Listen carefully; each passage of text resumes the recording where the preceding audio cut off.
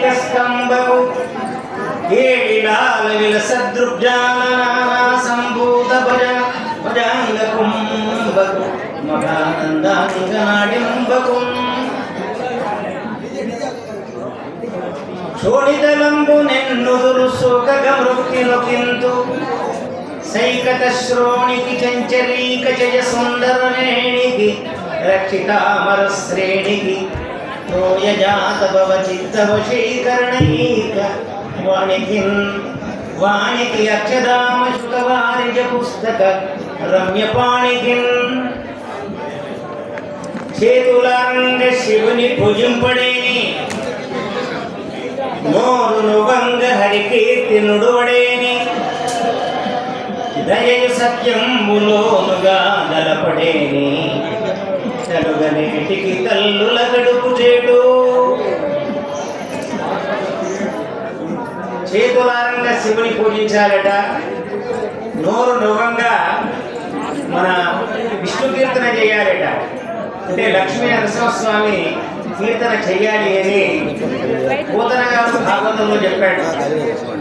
పలికెడిది భాగవతమట, పలికించెడి వాడు రామభద్రుండట, నే పలికిన భవహరమమునట, పలికిదవే రెండుగాద పలుకగనేలా. చూడండి, భాగవతమే పలుకుతూ ఉంది, నేను పలికితే నా జన్మ ధరిస్తుంది. అంతేకాదు భాగవతాన్ని ఎవరు చదివినా వారు పాపము నుంచి విముక్తి పొంది వారు పుణ్యాన్ని సంపాదించి ముక్తిని పొందుతారు అని వ్యాసుడు సంస్కృతంలో చెబితే పోతన గారు తెలుగులో చెప్పారు. భాగవతంలో విష్ణు కథలే ఉన్నాయి. అందులో మొట్టమొదలు మత్స్యావతార కథ ఉంది, తర్వాత కూర్మావతార కథ ఉంది, తర్వాత మోహిని అవతార కథ ఉంది, తర్వాత నరసింహావతార కథ ఉంది, ఆ తర్వాత పరశురామావతార కథ ఉంది, ఆ తర్వాత రామావతార కథ ఉంది, ఆ తర్వాత కృష్ణావతార కథ ఉంది. విష్ణుమూర్తి యొక్క అవతార గాథలన్నీ మనకు భాగవతంలో కనిపిస్తూ ఉన్నాయి. మరి ఈ భాగవత కథ చాలా గొప్పది. అతి రహస్యమైన హరిజన్మ కథనంబు మనుజుడెవ్వడే నిమాపురేపు, చాలా భక్తితోడ చదివిన సంసార దుఃఖ రాశి బాచి తొలగిపో. ఈ సంసారం అనేది దుఃఖమయం, ఈ సంసారం అనేది ఒక సముద్రం. దీని నుంచి బయటపడాలి అంటే మనం విష్ణుమూర్తి యొక్క గాథలే వినాలే, ఆయన యొక్క లీలలే తెలుసుకోవాలి, ఆయన యొక్క తత్వమే తెలుసుకోవాలి. విష్ణుమూర్తి అంటే సర్వవ్యాపకుడు అని, అంతటా వ్యాపించి ఉన్నవాడు అని. మరి నరసింహావతారంలో ఆయన చేసిన పని ఏమిటి? ప్రహ్లాదుని రక్షించినాడు, హిరణ్యకశ్యపుని శిక్షించినాడు. కొడుకును రక్షించి తండ్రిని శిక్షించడం అనే కథ నరసింహావతార ఘట్టంలో మనకు ప్రముఖంగా కనిపిస్తూ ఉంది. మరి ఇటువంటి కథ విశేషాలను ఈరోజు మీకు తెలియజేస్తాను నేను. ఇది భాగవతంలో పోతన్న గారు చాలా అద్భుతంగా ఈ ప్రహ్లాద కథను వర్ణించాడు. ధ్రువోపాఖ్యానం కానీ, అంబరీషోపాఖ్యానం కానీ, రుక్మిణి కళ్యాణం కానీ, గజేంద్ర మోక్షం కానీ, ప్రహ్లాద చరిత్ర కానీ, ఇవన్నీ కూడా మనల్ని భక్తిలో ముంచుతాయి. మనం భక్తిలో మునిగి ఉన్నాం, భక్తి కోసం ప్రయత్నం చేస్తున్నాం కానీ భక్తి కోసం ప్రయత్నం చేయడం లేదు. కాబట్టి ఈ భక్తి కేవలం శరీరానికి ఉపయోగపడేది, కానీ భక్తి మనస్సుకు ఉపయోగపడుతుంది. భక్తి అనే నావలో కూర్చుంటే మనం సంసారం అనే ఈ సాగరం యొక్క తీరాన్ని చేరుకోగలుగుతాం. అది భక్తి యొక్క గొప్పతనం అన్నమాట. భక్తి అంటే భగవంతుని యందు పూర్తి విశ్వాసము అన్నమాట. కొద్ది కొద్దిగా కాదు, సగం సగం కాదు, సగం రొట్టె కాదు, హాఫ్ కప్ టీ కాదు. భక్తి అంటే పూర్ణ భక్తి అన్నమాట. పూర్ణ విశ్వాసం, పూర్తిగా పరమాత్మకు డెడికేట్ కావడం అన్నమాట. ప్రణిధానాన్ని ఇది క్రియాయోగ అని యోగ దర్శనంలో పతంజలి చెప్పిండు. అయ్యా నువ్వు మంచి పనులు చేయాలి, మంచి పుస్తకాలు చదవాలి, భగవంతుని యందు పూర్తి భక్తి పెట్టాలి. నీ జన్మ ధరించడానికి మంచి 3 మార్గాలు చెప్పాడు. సత్కర్మలు చేయాలి, మంచి పుస్తకాలు చదవాలి, మంచి వ్యక్తులతో స్నేహం చేయాలి, అంతేకాదు భగవంతుని యందు పూర్ణమైన విశ్వాసాన్ని కలిగి ఉండాలి అని మనకు పతంజలి యోగ దర్శనంలో చెప్పాడు. బోధన గారు కూడా భాగవతంలో అదే చెప్పాడు. ఏమని ఆయన చూడండి, ఆయన చెప్పిన దాంట్లో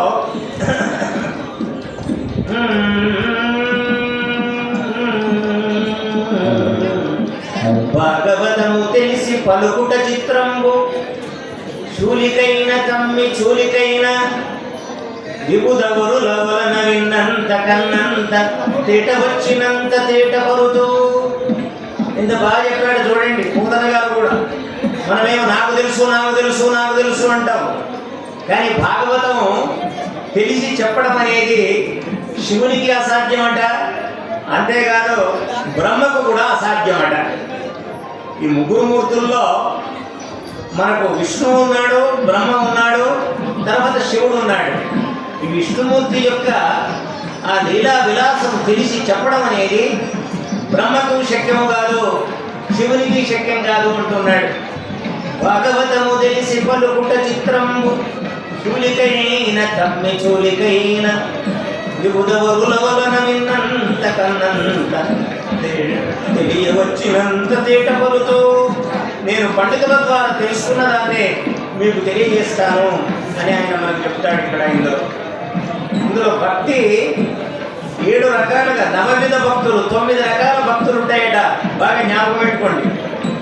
ఎవరైనా భాగవతం చదువుతుంటే వింటామనుకోండి, ఆ వినడం అనేది ఒక భక్తిలో ఒక భాగం.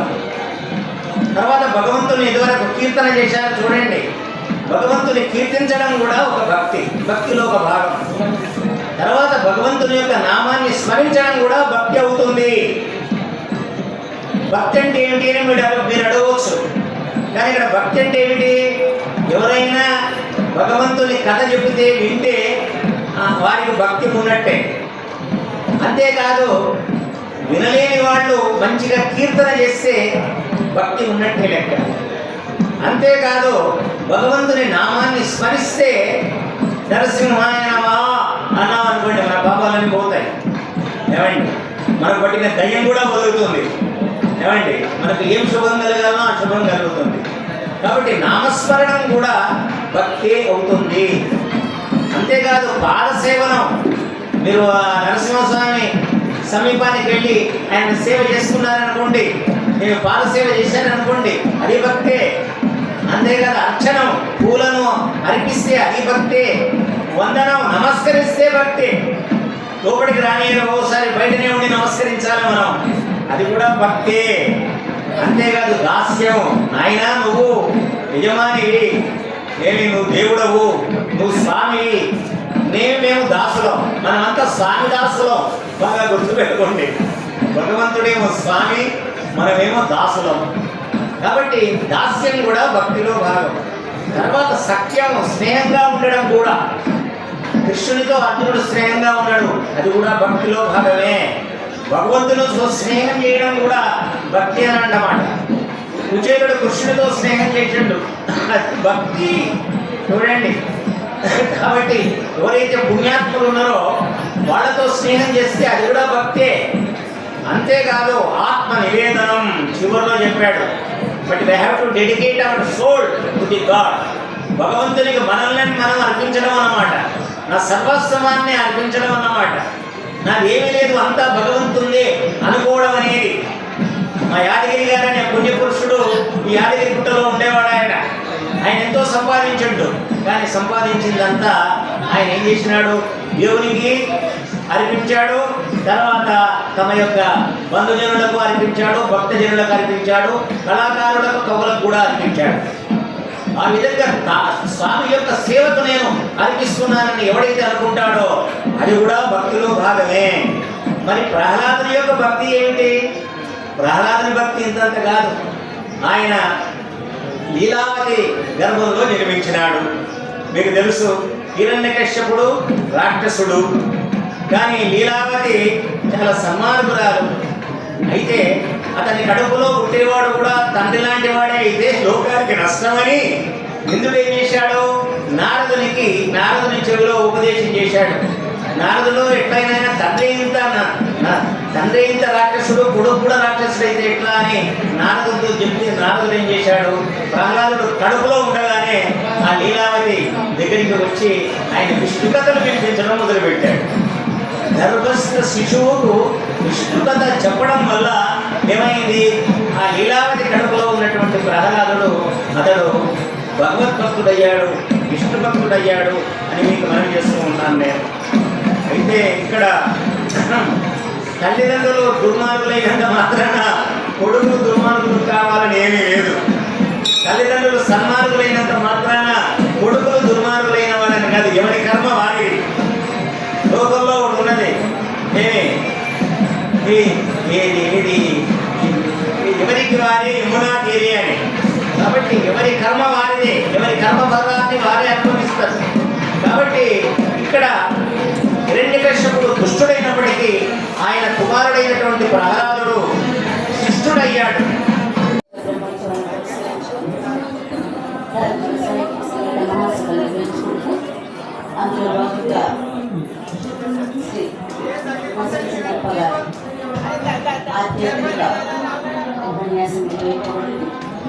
వారు నవవిధ భక్తుల గురించి ప్రవచిస్తూ దాంట్లో ప్రహ్లాద తత్వాన్ని విశదీకరించారు. వారికి ఆ దేవుడైనటువంటి ఆ లక్ష్మీ నరసింహస్వామి వారు ఇలాంటి ప్రవచనాలు చెప్పేటువంటి గొప్ప అవకాశాన్ని ఆయుధాలు విషయాన్ని కలిగించాలని కోరుకుంటూ వారి శ్రద్ధిస్తూ తర్వాత అంశము విజయలక్ష్మి బాబోదారి వారిని